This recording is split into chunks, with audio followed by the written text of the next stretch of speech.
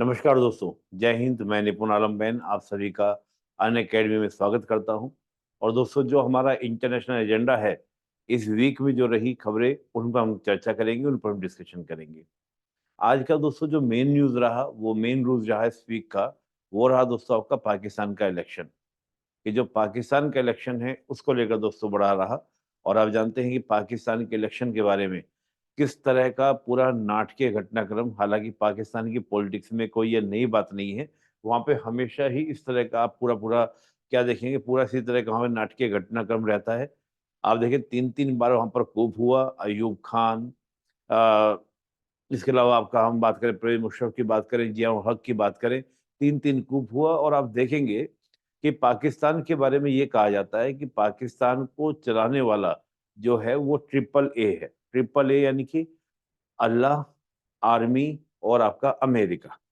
ये तीन बात आज भी पाकिस्तान की पॉलिटिक्स को अगर आप देखेंगे तो ये तीनों बातें ही वहां पर क्या होते हैं दोस्तों, आपको सच दिखाई देती हैं। या तो वहां पर आर्मी का रूल रहा है, यानी कि आपका सेना का शासन रहा है, चाहे वो अयूब खान का रहा हो, जियाउल हक का रहा हो, या आपका परवेज मुशर्रफ का रहा हो, या वही वहां पर पावर में पार्टी आ सकती है जो पाकिस्तान की आर्मी की सपोर्ट में हो। अभी दोस्तों आप देखें तो पाकिस्तान के जो चुनाव का दोस्तों हालात जो हैं, आप देखें पाकिस्तान की जो जनरल असेंबली है उसमें टोटल 336 सीटें दोस्तों हैं। और 336 सीटों में जो चुनाव होते हैं वो 266 सीटों पर होते हैं। और 266 सीटों के अलावा 60 सीटें वहां पर महिलाओं के लिए आरक्षित हैं। और जो 10 सीटें हैं वो गैर मुस्लिमों के लिए क्या हैं, आरक्षित हैं। इस बार जो चुनाव हुए वो 265 सीटों पे हुए। एक कैंडिडेट की डेथ हो गई थी जिस वजह से वो चुनाव क्या है, रद्द कर दिया गया। बाकी सीटों पर दोस्तों क्या हुए आपके, यानी कि आपको इलेक्शन देखने को मिले, यानी कि आपको चुनाव देखने को मिले। बाकी सीटों पर आपको दोस्तों चुनाव, इलेक्शन देखने को मिले। अब इसमें दोस्तों बड़ी इंटरेस्टिंग बात क्या थी, जब हम इंटरेस्टिंग बात की जो बात कर रहे हैं, पाकिस्तान के तो दोस्तों क्या देखने को रहा। पाकिस्तान की स्थिति दोस्तों ये रही कि पाकिस्तान के अंदर जो 265 सीटें हैं, यानी कि जब हम 265 सीटों की बात कर रहे हैं, कि 336 दोस्तों वहां पे टोटल सीटें मैंने आपको बताई जनरल असेंबली की हम बात करें। और 336 में से 266 सीटों पे दोस्तों क्या होते हैं, इलेक्शन होते हैं। लेकिन इस बार 265 सीटों पर इलेक्शन हुए हैं, क्योंकि एक की डेथ हो गई थी इसलिए वो चुनाव अभी कैंसिल हो गया। और जो ये चुनाव होते हैं 265, ये एफपीपीटी से होते हैं, यानी कि जो हमारे यहाँ सिस्टम है, फर्स्ट पास दी सो पोस्ट सिस्टम, यानी कि जिसको सर्वाधिक वोट मिल जाते हैं वो उम्मीदवार विजयी हो जाता है। बाकी 60 प्लस 10, 10 दोस्तों गैर मुस्लिम के लिए, यानी कि जो वहां पर गैर मुस्लिम है, चाहे इसमें आपका हिंदू हो या अन्य क्रिश्चियन हो, सिख हो, सबके लिए। और 10 सीटें दोस्तों क्या महिलाओं के लिए क्या है, आरक्षित है। ये सीटों का जो दोस्तों जो बंटवारा होता है वो बंटवारा होता है इन 265 सीटों में लिए हुए सीटों के आधार पर। जैसे मान लो किसी पार्टी के पास 100 सीटें आई, किसी के पास 60 सीटें आई, किसी के पास 40 सीटें आई, तो इसी रेशो में ये सीटें जो महिलाओं की हैं बांट दी जाती हैं। और फिर उम्मीदवार जो पार्टी होती है वो अपनी अपनी महिला रिप्रेजेंटेटिव को यहाँ पर क्या कर देती है, इस्टेब्लिश कर देती है। इस बार दोस्तों जो चुनाव हुआ आप जानते हैं कि पीटीआई तो इस बार चुनाव में थी नहीं, क्योंकि पीटीआई इमरान खान वाली पार्टी दोस्तों, इमरान खान वाली पार्टी, इमरान खान साहब जेल में हैं, तो इनकी पार्टी दोस्तों क्या है, वो आपका इलेक्शन में नहीं आई, वो तो आउट रही। लेकिन क्या था कि इनके पार्टी के जो भी कैंडिडेट थे उन्होंने निर्दलीय चुनाव लड़ा। और बड़े आश्चर्य की बात यह है कि इन 265 सीटों में हालांकि अभी तक भी सारी सीटों के परिणाम नहीं आए, तो बढ़त जो है तकरीबन 100 सीटों पर वो किसके पास में है, पीटीआई के जो कार्यकर्ता है उनके पास में है। बाकी दोस्तों वहां पे जो पार्टी है वो है, जैसे आपका नवाज शरीफ की पीएमएलए, नवाज एक पार्टी है, दूसरा पीपीपी वहां पे पार्टी है। और एक दो पार्टी और हैं जिनका थोड़ा बहुत प्रभाव देखने को मिलता है, जैसे हम बात कर सकते हैं आपका जो ये एक पार्टी है फजलुर रहमान की, फजल उर रहमान। ये दोस्तों पार्टी क्या है वहां पर, ये तीन पार्टी के बीच में चुनाव था। क्योंकि अब ये दोस्तों जो आपका पीटीआई के निर्दलीय जो खड़े हुए उम्मीदवार, इनके पास इस बार क्या है, आपको देखिए बहुमत जो है पूरा 265 में आधे से अधिक, यानी कि 1/2 की अगर हम बात करते हैं, तो ये दोस्तों आपका बैठता है करीब आपका 133 आपका बैठता है। तो ये तो किसी के पास डाटा आ नहीं रहा है, आंकड़ा किसी के पास आ नहीं रहा है। तो यहाँ पर क्या है कि आपका ये निर्दलीय लोग, यानी कि निर्दलीय, इनके पास में ज्यादा आपको देखने को मिल रहा है, जो सीटें ज्यादा जीती है।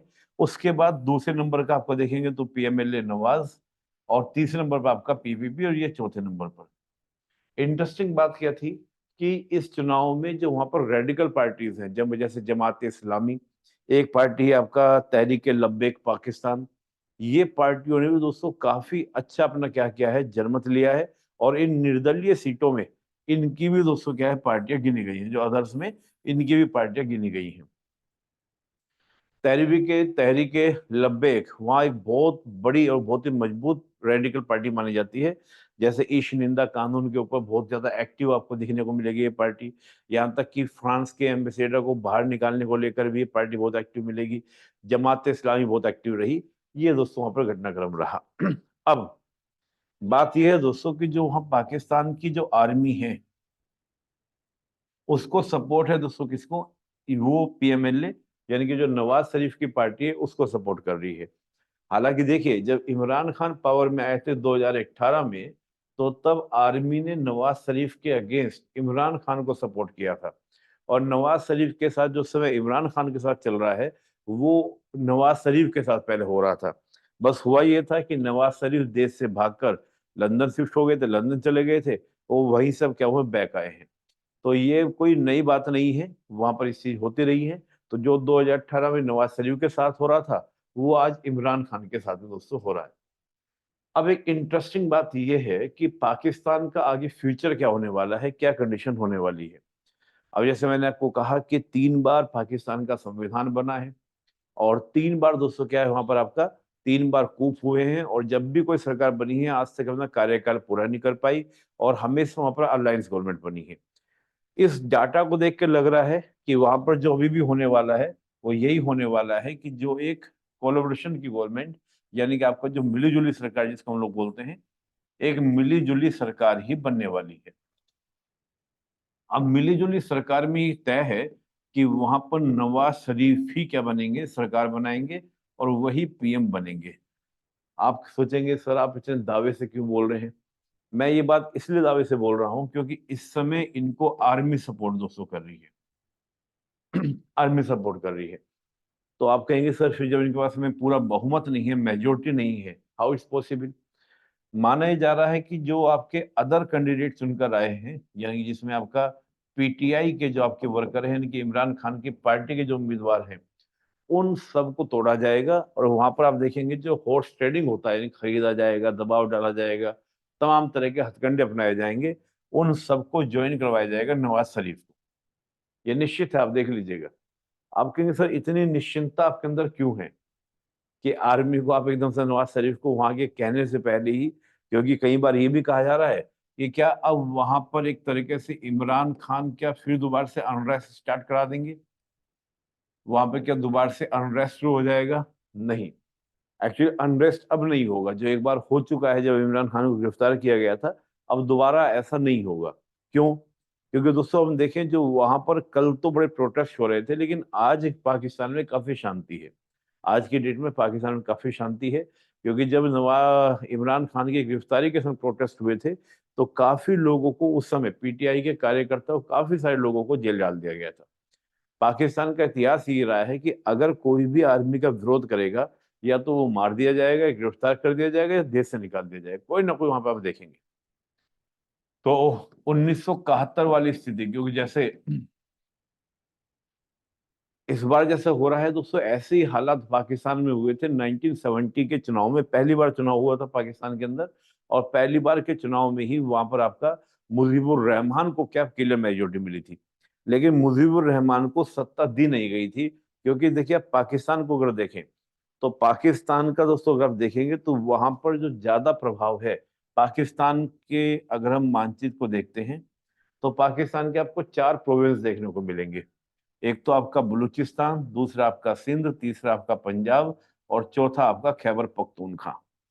यहाँ पर जो सबसे ज्यादा प्रभाव है, तकरीबन 145 सीट आपके पंजाब की है। पंजाब की है 16 सीटें दोस्तों बलूचिस्तान की हैं, और कमाल की बात यह है कि बलूचिस्तान की 16 सीटों का अभी तक किसी तरीके से कोई भी नतीजा नहीं आया कि 16 सीटों पे जीता कौन है।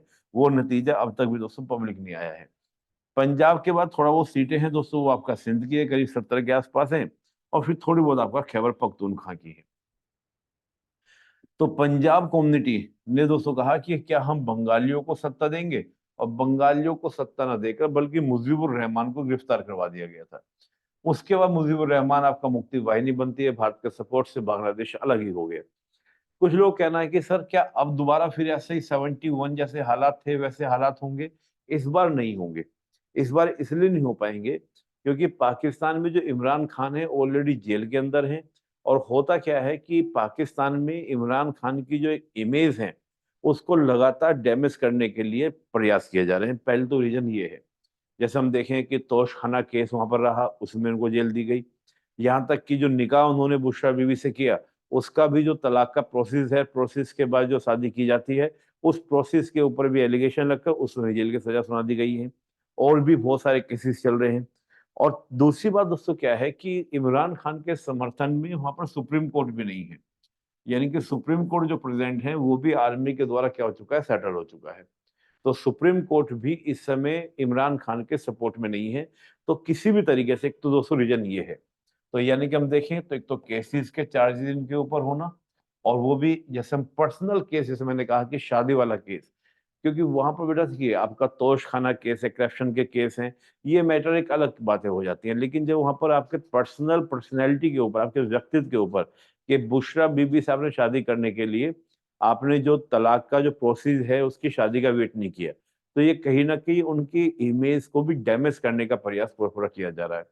फिर सुप्रीम कोर्ट का तो सपोर्ट नहीं है, तो लिहाजा इमरान खान का पावर में आना मुश्किल है। ये बात भी फैक्ट है कि पाकिस्तान में अब भुट्टो की तरह ऐसा नहीं होगा, जैसे भुट्टो को फांसी दे दी गई थी, क्या इमरान खान को फांसी दे दी जाएगी? मुझे ऐसी भी आशंका कम लगती है कि इमरान खान को फांसी दी जाएगी, क्योंकि उस प्रकार के चार्जेस नहीं है। और आज का इन्वायरमेंट, आज का दौर अलग है। उसमें सोशल मीडिया वगैरह तो नहीं हुआ करता था। आप देखें जो पीटीआई के कार्यकर्ता हैं, इनके ऊपर हर तरीके से चुनाव रैलियां करने पर रोक थी, इंटरनेट वहां पर शट डाउन कर दिया गया था। लेकिन जैसे सोशल मीडिया का दौर है तो अब ऐसा करना क्या होगा, पॉसिबल नहीं होगा। दूसरा दोस्तों बात क्या है कि पाकिस्तान की अगर आप बात करें, पाकिस्तान को जैसे मैंने कहा कि अल्लाह कि हम अल्लाह से मैं मतलब ये नहीं कि मैं कोई अल्लाह का नाम, यानी कि राम भरोसे, कहते हैं ना, राम भरोसे ही चल रहा है, अल्लाह के भरोसे ही चल रहा है। और दूसरा आप देखें दोस्तों आर्मी, और तीसरा आपका क्या वहां पर आपका अमेरिका। इनसे दोस्तों आपका पाकिस्तान चलता है। यानी कि जो वहां पर रेडिकल ग्रुप्स हैं, या लोग इस्लाम को मानते हैं, इस्लाम के आधार पर देश को चलता है, इस्लाम के बेस पे चलाया जाता है। तो इस्लाम के आधार पर अगर इमरान क्या करते हैं, इमरान खान उसका उल्लंघन कर कर बुशरा बीबी से शादी करते हैं, तो कहीं ना कहीं एक तरीके से उन्होंने शरीयत का उल्लंघन किया। तो शरीयत के उल्लंघन करने से जो आवाम है वो इमरान खान के अगेंस्ट हो जाती है। ये मैं एक सिंपल सा एक आपको एक बता रहा हूं कि पाकिस्तान का किस प्रकार से पॉलिटिक्स चलती है। आर्मी दोस्तों और आपका अमेरिका, आर्मी के और अमेरिका के आपस में बड़े लिंक हैं। और रीजन क्यों है दोस्तों, कि जब हमारा कोल्ड वॉर चल रहा था पूरी दुनिया में, तो कोल्ड वॉर के दौरान आर्मी जो है और अमेरिका के बीच में बहुत सारे पैक्ट होते हैं, चाहे वो बगदाद पैक्ट की बात करें या हम सीटो पैक्ट की बात करें। इन सब के माध्यम से आर्मी को अमेरिका के द्वारा मजबूत किया गया था। आर्मी के पास आज जो वेपन की हम बात करें, तमाम तरह की चीजों की बात करें, जैसे F-16 की हम बात करते हैं, फाइटर क्राफ्ट की बात करते हैं और टैंकों की बात करते हैं, वो सब अमेरिका के द्वारा ही दिए गए हैं। अमेरिका के द्वारा ही वहां पर जो एटॉमिक टेस्ट है वो भी अमेरिका के द्वारा ही हेल्प से ही वहां पर हुए थे। तो तमाम तरह के लिंक। और दूसरा आर्मी का लिंक है दोस्तों आपका किससे, सऊदी से। आप देखेंगे सऊदी को जब भी कहीं भी किसी देश पे कोई ऑपरेशन चलाना होता है, तो वो पाकिस्तान की आर्मी को किस पे लेता है, रेंट के ऊपर लेता है, किराए पर लेता है। तो पाकिस्तान की जो आर्मी है दोस्तों, वो आर्मी सऊदी से बहुत लिंक है। और हम जानते हैं कि सऊदी और अमेरिका के संबंध बहुत अच्छे हैं। अब इमरान खान क्या करते हैं दोस्तों, इमरान खान जब अमेरिका इंडिया के दोस्तों नजदीक आता है, तो इमरान खान चाइना और रशिया से दोस्तों नजदीकी बढ़ाने लगते हैं, चाइना और रशिया से। और ओपनली कई बार मामले तो में क्या सीधा सीधा अमेरिका के ऊपर एलिगेशन लगाते हैं कि अमेरिका ने ही मुजाहिदीनों को सपोर्ट किया, यही मुजाहिदीन फिर तालिबान बने। आज जो खैबर पख्तूनख्वा में हो रहा है, टीटीपी जो कर रहा है, वो केवल केवल इसलिए कर रहा है क्योंकि वो अमेरिका के सपोर्ट के कारण हुआ। इस तरह के एलिगेशन। फिर रशिया यूक्रेन वॉर में अमेरिका चाहता था कि पाकिस्तान ये कहे कि रशिया ने जो अटैक किया यूक्रेन के ऊपर वो गलत किया है, लेकिन इमरान खान रशिया का विरोध ना करके, बल्कि वो विरोध ना करके रशिया विजिट करने चले जाते हैं और रशिया के कोर्स को क्या करते हैं, समर्थन देते हैं। और तभी से आप देखें अमेरिका पीछे लग जाता है कि इमरान खान की सरकार को गिराए। और होता क्या है, नवाज शरीफ के जो भाई है शहबाज शरीफ, उनके द्वारा क्या कराई गई, वहां की जो इमरान खान की पार्टी से तोड़फोड़ कराई गई, पूरा नाटकीय घटनाक्रम हुआ।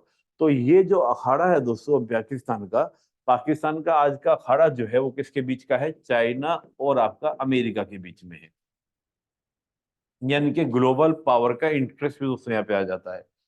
अगर वहां पर इमरान खान पावर में आते हैं तो इसका मतलब चाइना की विक्ट्री है, और वहां पर अगर नवाज शरीफ आते हैं तो ये आपके अमेरिका की विक्ट्री है। आप कहेंगे सर इमरान खान भी ये बात जानते थे जब आर्मी के सपोर्ट से ही आए, तो वो क्यों आर्मी का विरोध करने लगे, अमेरिका का विरोध करने लगे। देखिए एक्चुअली क्या था कि जो अमेरिका है, अमेरिका का इंटरेस्ट पाकिस्तान में हमेशा रहा है। लेकिन जब वहां पर आप देखें 2011 में ओसामा बिन लादेन को पकड़ा गया, और वो कहाँ से मिला, पाकिस्तान के एबटाबाद से मिला। तो यहाँ पर जो अमेरिका की आवाम थी उसने अमेरिका गवर्नमेंट के ऊपर दबाव बनाया कि भाई ये क्या आप समर्थन करते हैं पाकिस्तान का। पाकिस्तान जो हमारा सबसे बड़ा दुश्मन है ओसामा बिन लादेन, उसको इन्होंने संरक्षण दे रखा है। तो उसके बाद से अमेरिका का जो इंटरेस्ट था वो इंडिया की ओर थोड़ा ज्यादा होने लगा। फिर आप देखेंगे 2005 में, 2008 में फाइनल डील हुई थी, न्यूक्लियर डील, उसमें हम देखें। फिर मोदी गवर्नमेंट के समय भी भारत अमेरिका के संबंध और बेटर बने। आप देखिए सर्जिकल स्ट्राइक हुआ 370 का जो समाप्त किया गया, उस समय ना तो इमरान खान कुछ कर पाए, ना पाकिस्तान की आर्मी कुछ कर पाई। तो अब यहाँ पर क्या था कि जो आर्मी के ऊपर क्वेश्चन लग रहा था कि 370 खत्म होने के बाद भी पाकिस्तान की ओर से कोई भी रिएक्शन नहीं हुआ। पाकिस्तान की आर्मी के ऊपर, पाकिस्तान की पॉलिटिक्स के ऊपर लगातार एलिगेशन हो रहे थे कि आपके यहाँ सर्जिकल स्ट्राइक हो रहे हैं, आपके यहाँ बालाकोट स्ट्राइक हो रहे हैं, आप तो अपनी सोवरेंटी तक नहीं बचा पा रहे हैं। पाकिस्तान की आर्मी का ये कहना था कि अगर कश्मीर को भारत ने छुआ तो हम ईंट से ईंट बजा देंगे भारत की, लेकिन कुछ नहीं कर पाया। तो आर्मी को अपनी इमेज को बचाने के लिए, अब देखिए दोस्तों आर्मी तो अमेरिका सऊदी का मैंने कहा, आप देखेंगे जितनी भी वहां पर इंडस्ट्री है, उन सब इंडस्ट्री में क्या है, आर्मी का पूरा पूरा कंट्रोल है, आर्मी के जो बड़े अधिकारी हैं उनके शेयर्स हैं। तो ये सीधा सीधा आर्मी के ऊपर, कि आर्मी के ऊपर एलिगेशन आ रहा था। तो आर्मी ने जो अपने ऊपर एलिगेशन आ रहा था उसको शिफ्ट कर दिया किसके ऊपर, इमरान खान के ऊपर, कि इमरान खान को फंसाओ, इमरान खान के ऊपर कहो कि हम तो सब कुछ करना चाहते थे, लेकिन हमको इमरान खान ने करने नहीं दिया, नहीं तो हम तो 370 खत्म होती भारत की ईंट से ईंट बजा देते। तो इमरान खान ने उस समय दोस्तों किसको लिया साथ में, चाइना को साथ में लिया, कि हम चाइना और रशिया को साथ लेके चलेंगे। जैसे सी पैक आदि तो हालांकि पहले से चल रहा था, लेकिन सी पैक को भी और मजबूती से आगे चलाने का प्रयास किया। और भी कई तरह के समझौता, आप देखें एससीओ के अंदर इमरान खान पहुंचा, ब्रिक्स के अंदर आने की बात पाकिस्तान कर रहा है। ये सब इमरान खान के द्वारा ही चाइना रशिया के साथ नजदीकी बढ़ाने का प्रयास किया गया।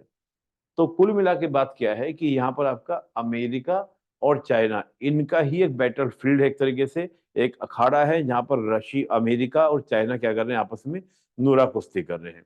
और रशिया का दोस्तों हमेशा पहले से ही पाकिस्तान में इंटरेस्ट रहा है, क्योंकि वो अरब शीट तक अपने पहुंच को बनाना चाहता है। तो कुल मिलाकर पाकिस्तान में जो भी होने वाला है बड़ा इंटरेस्टिंग है, देखने वाला है कि पाकिस्तान की स्थिति क्या रहने वाली है। लेकिन मैं श्योर हूं कि पाकिस्तान के अंदर जो पावर में आने वाली गवर्नमेंट है वो आपका नवाज शरीफ की आएगी। और पूरा एक अपना वहां पर देखेंगे आप, जो हॉर्स ट्रेडिंग वगैरह होती है वो आपको दोस्तों देखने को मिलेगी। तो ये एक तो पाकिस्तान की दोस्तों न्यूज रही। दूसरा, पाकिस्तान के अलावा हमारे एक पड़ोस की न्यूज और रही, वो रही हमारे म्यांमार की। म्यांमार की दोस्तों, म्यांमार के साथ ये हम देखें, हमारा ये बॉर्डर है भारत और म्यांमार का। भारत और म्यांमार के बॉर्डर पर भारत सरकार पूरा फेंसिंग करना चाह रही है, बाड़ बनाना चाह रही है। और हमारे गृह मंत्री जी के द्वारा घोषणा की गई है कि हम पूरा यहाँ पर क्या करेंगे, बाड़ बढ़ाएंगे। बाड़ यानी कि जो फेंसिंग आप देखते हैं, कटीले तारे वगैरह लगाकर, फेंसिंग करके, लाइटिंग वगैरह करके पूरे बॉर्डर को सील कर दिया जाएगा।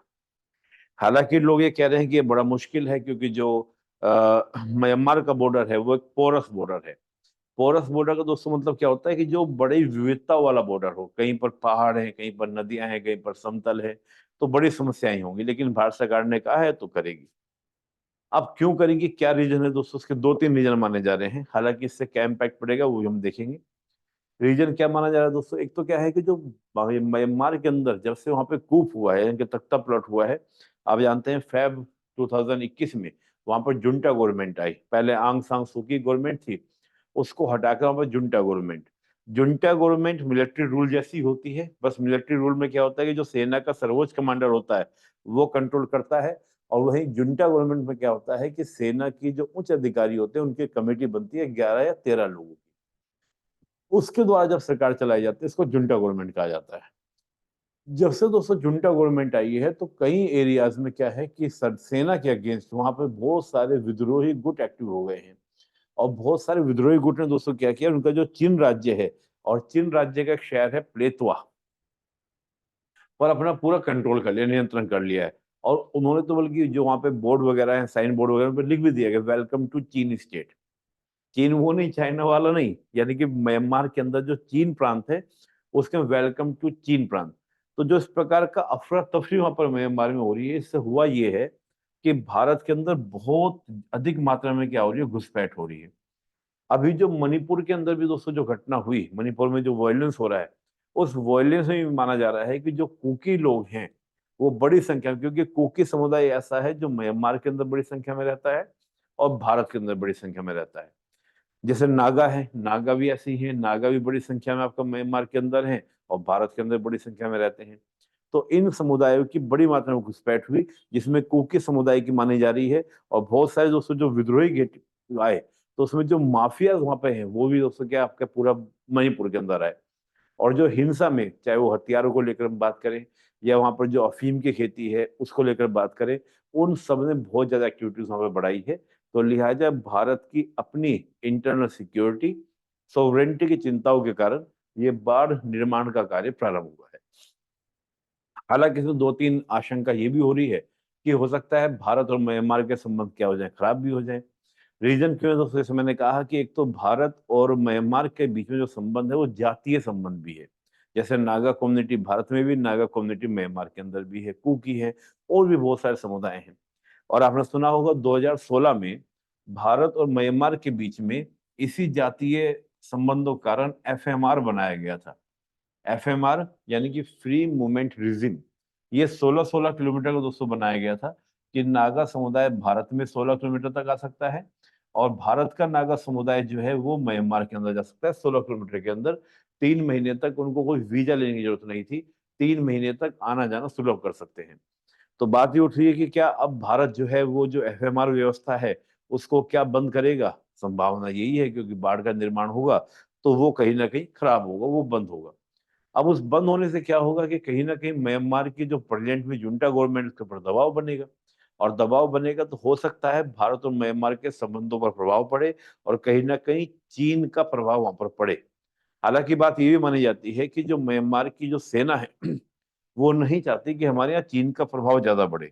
रीजन दोस्तों क्या है कि जो म्यांमार का नॉर्थ म्यांमार है, वहां पर जितने भी रेबल ग्रुप्स हैं, जैसे नागा का आपका नागा खापलांग ग्रुप है, NSCN के, इसके दो ग्रुप हैं नागा के। एक तो है नागा इसाक मोहिवा ग्रुप, और एक है नागा खापलांग ग्रुप। तो इसाक मोहिवा ने तो भारत के साथ समझौता कर लिया था, लेकिन खापलांग जो ग्रुप है वो म्यांमार में भी एक्टिव है और भारत में भी एक्टिव है। उसको समर्थन जो करता है वो चीन करता है।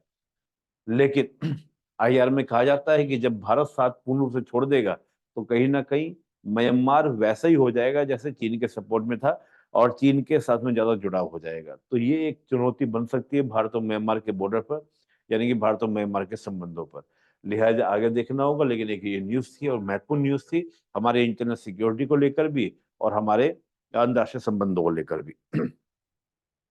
हालांकि हम दोस्तों म्यांमार को काफी अच्छा फंड भी देते हैं, लुकिस पॉलिसी का हम उसको एक हिस्सा मानते हैं। और आप जानते होंगे आसियान के लिए म्यांमार को हम अपना गेटवे मानते हैं। दो सब मिस्टेक के साथ हम इसको म्यांमार को जोड़ के चले हैं। और लुकिस पॉलिसी के लिए हम देखते हैं कि चाहे आपका कालादान मल्टी ट्रांजिट रूट की हम बात करें, या फिर म्यांमार थाईलैंड मैत्री जो रोड है उसको वियतनाम तक लेके जाने की बात करें, वो सब म्यांमार के माध्यम से ही पूरी होती हैं। और हम हर साल $2 अरब का भी इस बार हमने क्या दिया है, अनुदान दिया है म्यांमार को। तो भारत सरकार प्रयास अच्छे संबंध बनाने के कर भी रही है, लेकिन ये बाढ़ लगने से कहीं ना कहीं संबंधों पे प्रभाव पड़ सकता है। दूसरी दोस्तों जो न्यूज है यहाँ पर हो रही है कतर से। वेस्ट एशिया का दोस्त छोटा सा देश है कतर। और कतर के साथ दोस्तों क्या है कि अभी जो गोवा में हमारा एक इंडिया एनर्जी वीक चल रहा था, वहां पर तो समझौता हुआ है। और कतर की जो एनर्जी एजेंट में जो वहाँ की कंपनी है, कतर की कंपनी कतर एनर्जी, उसके साथ हमारी जो पेट्रोनेट एलएनजी लिमिटेड है, उसके साथ दोस्तों समझौता हुआ है। और समझौता हुआ है 2028 तक के लिए। और 2028 तक के लिए दोस्तों के 2048 तक के लिए। और ये जो समझौता है दोस्तों 2028 से क्या होगा, प्रारंभ होगा और 2048 तक ये चलेगा, जिसमें हम कतर से क्या करेंगे, एलएनजी को दोस्तों क्या करेंगे, परचेज करेंगे। एलएनजी एक गैस होती है। इस गैस से हम लोग बिजली बनाते हैं, उर्वरक बनाते हैं, और जो हमारी सीएनजी होती है वो भी बनाते हैं, इसी एलएनजी से बनाते हैं। भारत का आप दोस्तों जानते हैं कि भारत ने 2070 तक अपना एक टारगेट रखा है कि हम जीरो कार्बन रेटिंग की ओर जाएंगे।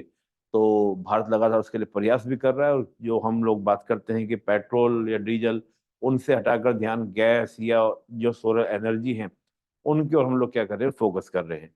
तो भारत एक बहुत बड़ा मार्केट है। और आप जानते हैं तीसरे नंबर का भारत गैस को क्या करता है, खरीदता है। तीसरे नंबर भारत है। अमेरिका से भी खरीदा करता था, लेकिन अमेरिका से हम कतर से ज्यादा, क्योंकि कतर हमारे लिए ज्यादा रिफायती बनता है। और अभी दोस्तों जो समझौता हुआ है वो $78 अरब का समझौता हुआ है। और इससे पहले दोस्तों जो समझौता हुआ था वो 1999 में हुआ था, इन दोनों कंपनी के बीच में, कतर एनर्जी के बीच में और साथ ही आपका पेट्रोनेट एलएनजी के बीच में 99 में, जो 2028 में खत्म हो जाएगा और 28 से 48 तक ही चल जाएगा। इसको काफी दोस्तों किफायती माना जाएगा कि काफी कम कीमत में समझौता हुआ है। इसमें हमको हर साल $6 अरब बचेंगे, इस तरह के दोस्तों से बात की जा रही है। और आप जानते हैं कि दोस्तों एलएनजी जो है भारत अमेरिका से भी खरीदता है, ऑस्ट्रेलिया से भी खरीदता है। लेकिन सबसे ज्यादा जो हम एनर्जी खरीदते हैं वो कतर से खरीदते हैं, यानी जो एलएनजी है वो हम कतर से खरीदते हैं।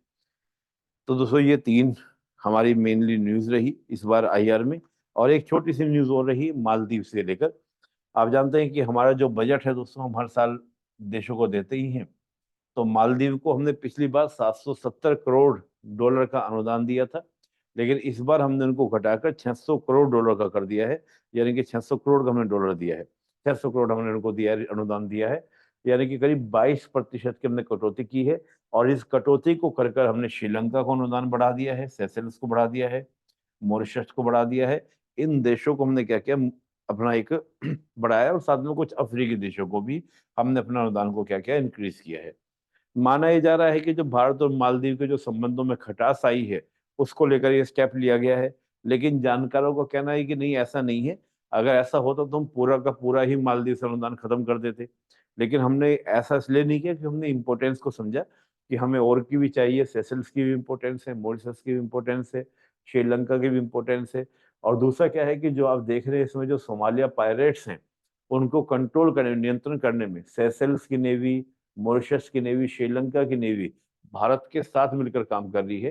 तो इसलिए उनको सपोर्ट देने के लिए, ताकि वो भारत की जो ऑपरेशन चल रहे हैं, जो सोमालियन पायरेट्स हैं, उनको कंट्रोल करने के लिए ये इसलिए अनुदान बढ़ाया गया है। तो बहुत सारी थोड़ी चल रही है, लेकिन इसको किसी संदर्भ में देखा जा सकता है। तो ये दोस्तों इस हफ्ते की जो मेन मेन न्यूज थी आईआर की, वो दोस्तों हमने बात की। दोस्तों अन अकेडमी से आपको कोई भी कोर्स परचेज करना हो, तो ये मेरा कोड है निपुण 810। इस कोड को आप यूज करें, और इस कोड को यूज करके आप काफी डिस्काउंट भी ले सकते हैं। और पॉलिटी, आईआर, सिक्योरिटी, गवर्नेंस, ये टॉपिक मैं अकेडमी में पढ़ाता हूँ। आप आइए, ऐप पर जुड़िए और क्लासेस लीजिए। तो इस वीडियो में दोस्तों इतना ही। फिर नेक्स्ट वीक फिर मिलेंगे नेक्स्ट किसी लेक्चर के ऊपर। बहुत धन्यवाद। जय हिंद।